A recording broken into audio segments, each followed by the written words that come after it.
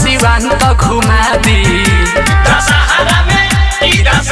में दुर्गा माई के दर्शन करा दी दशहरा में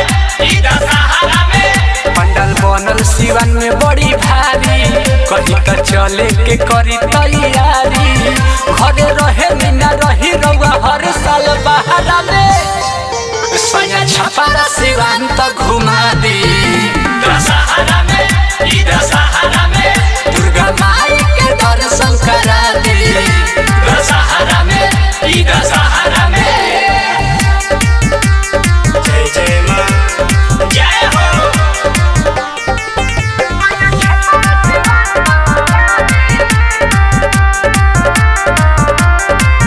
बावे सपना हमार खूब कप के सिंगर में लघु में चली रहुआ साथ में जे पूजाई साथे नमी हमहू बने जाई मम्मी मंगलवार जाई माई से नावा रात में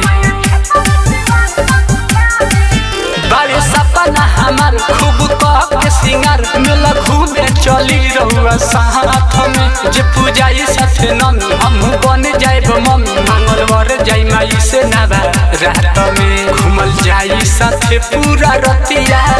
अपन मेहर के मानी ना बतिया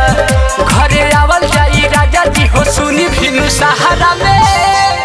सैया छपारा सिवान तो घुमा दी दशहरा में दुर्गा माई के दर्शन करा दी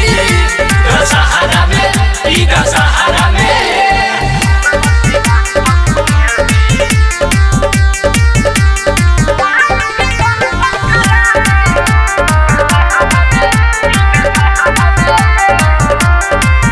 सुनी सुनी सैया जी आइल बानी मैया जी चली पूजे माई के चरण जी माई के महिमाया पर जाने जग संसार बजे माहिर मुकेश के भजन जी जय जय माँ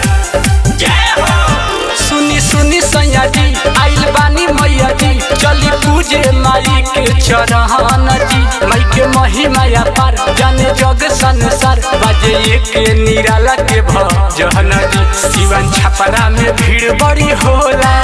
रितेश रिंची खियाई है चाट छोला कितना झंझट बा राजा होता हरा में सैया छपरा सिवान तो घुमा दी दशहरा में दुर्गा माई के दर्शन करा दी दशहरा में mix by Sakshi recording studio.